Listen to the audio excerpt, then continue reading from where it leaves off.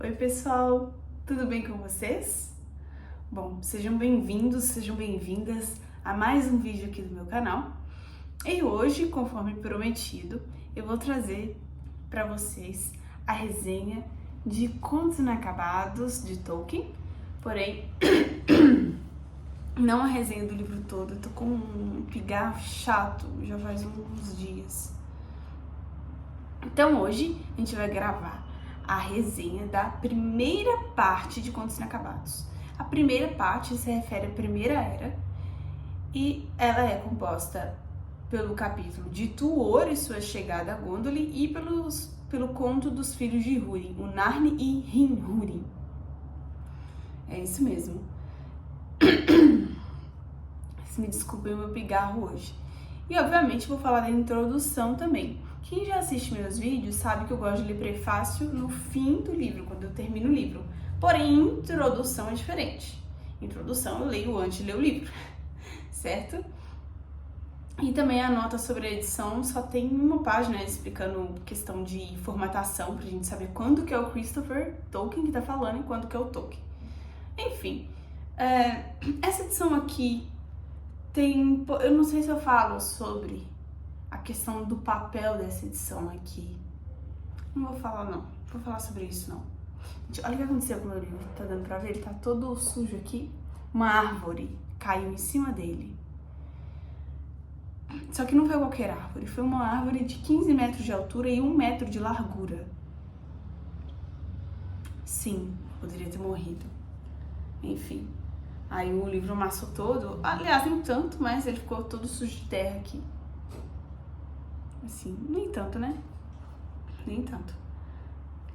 Bom, nessa edição aqui a gente tem um mapa de Beleriand, como no Silmarillion a gente também tem. Temos um mapa aqui de Númenor, que a gente também tem no Silmarillion. E aqui no final a gente tem um mapa do Senhor dos Anéis. Aqui atrás.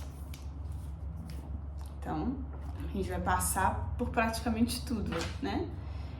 Vamos começar falando o que acontece. Esse livro aqui não é como o Hobbit, não é como o Senhor dos Anéis e também não é como o Silmarillion, apesar de ser um livro póstumo como é o Silmarillion. Ou seja, são livros póstumos. Livros póstumos, nesse caso do universo de Tolkien, significa dizer que foram aí editados por alguém, por alguns estudiosos de Tolkien, na maior parte das vezes o próprio filho do Tolkien, o Christopher Tolkien. Tava esperando um espirro sair, só que não saiu. E esse livro, como o próprio nome já diz, são contos inacabados. A gente vai falar desses dois primeiros. Vamos começar do começo, né? Falando sobre a introdução, depois eu vou falar dos dois capítulos e no final eu vou fazer algumas reflexões aqui pessoais.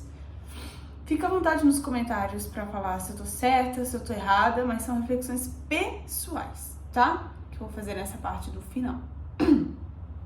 Eu amei a introdução disso aqui, porque o Tolkien escreve as suas considerações e a gente acaba descobrindo, pelo menos eu descobri aqui, que foi o Christopher Tolkien o autor dos... não vou falar o autor, mas a pessoa que desenhou praticamente todos os mapas, né?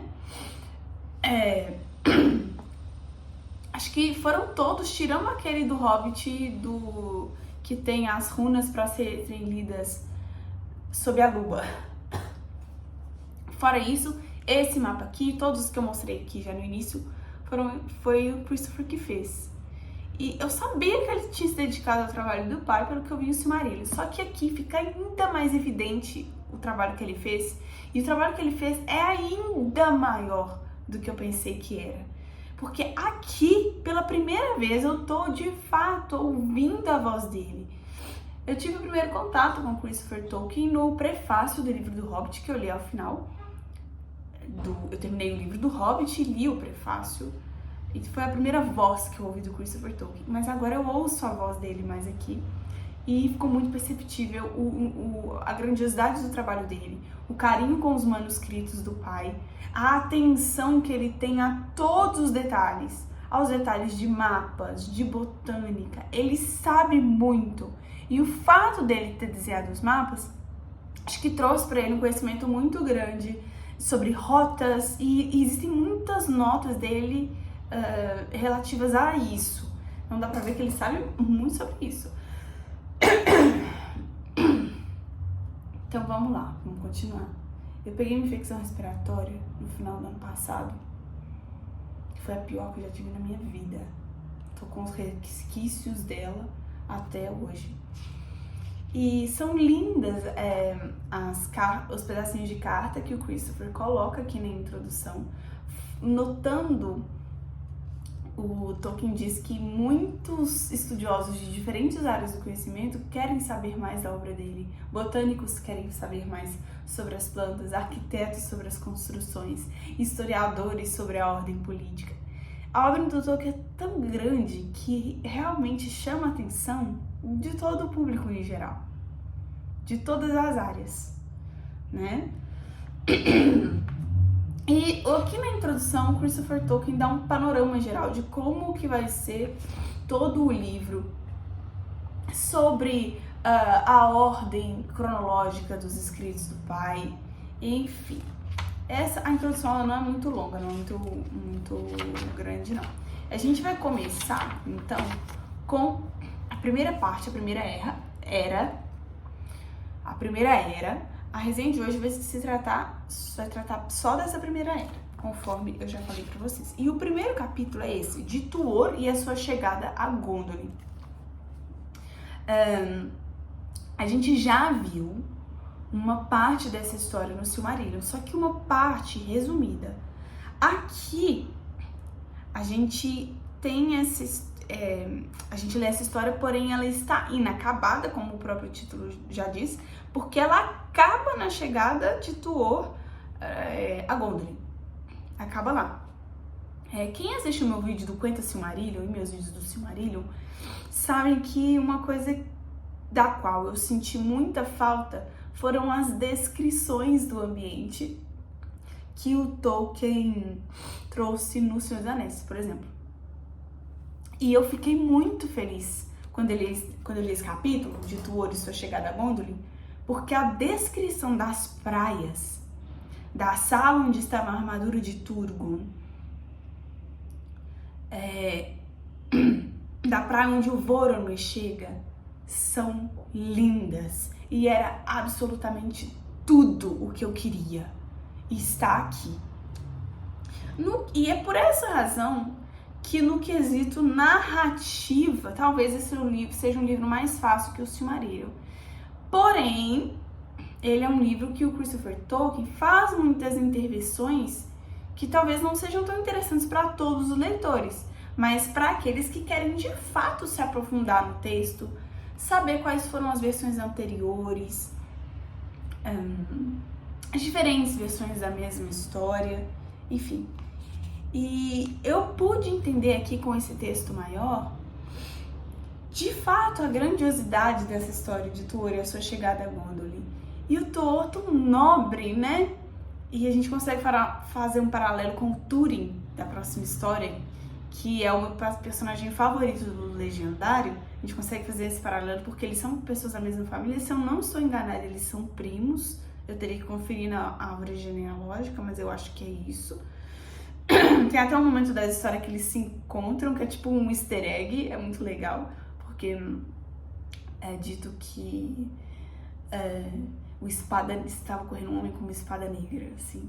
Então eles meio que se encontram na história, isso eu achei super bacana. E uma observação aqui, uma dúvida que eu tive em relação a certos eventos em O Senhor dos Anéis, como por exemplo, quando o Sam fala élfico na Toca da Laracna, quando o Frodo chama Elbereth, Githoniel em Amon-Sul, foram momentos que eu pensei assim, pô, o que tá acontecendo? E aqui, nessa história de Tuor e a sua chegada a Gondolin, o Ulmo fala por meio de Tuor.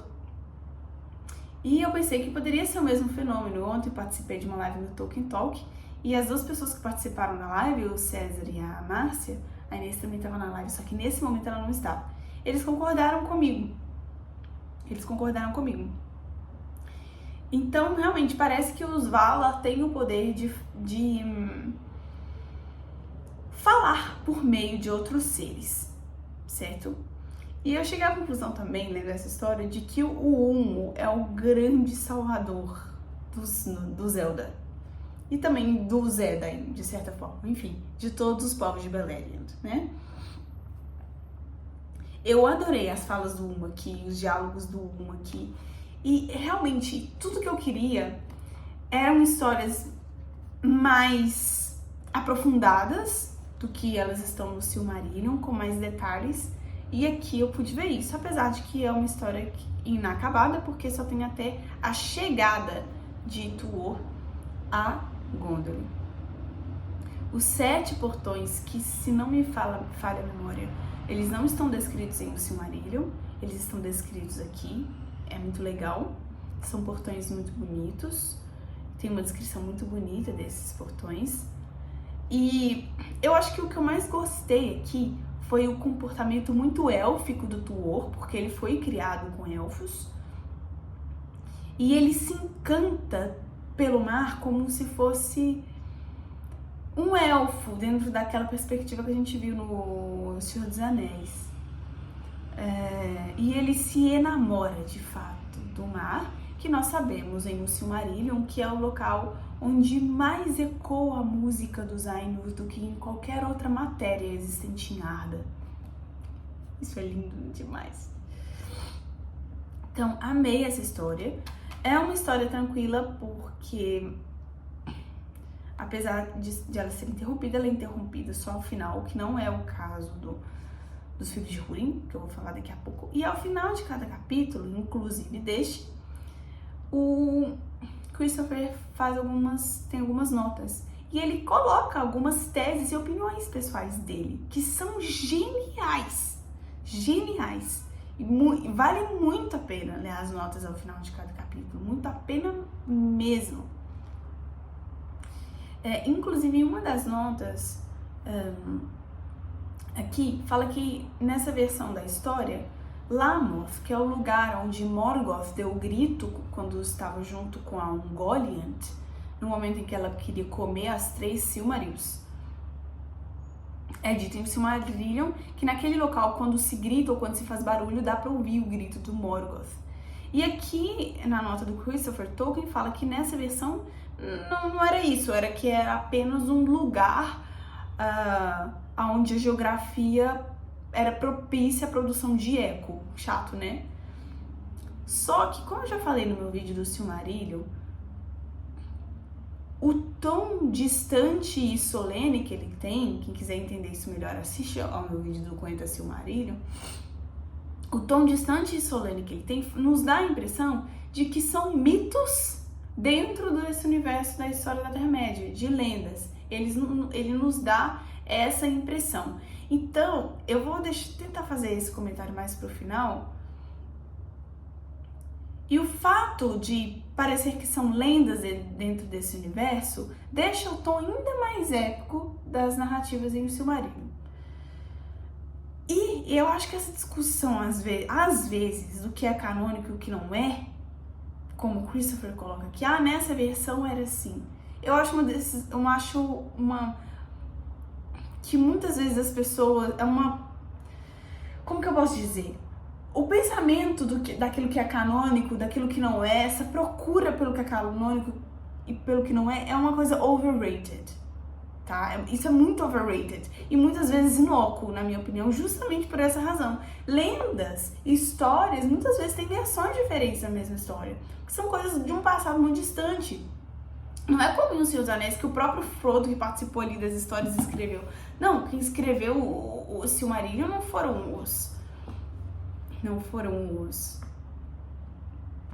muitos não foram pessoas que participaram das histórias. Ora, o Ainulindle foi escrito por um elfo, acredito eu. Acho que o Reinaldo José Lopes comentou isso comigo, essa informação tem na história da Terra-média.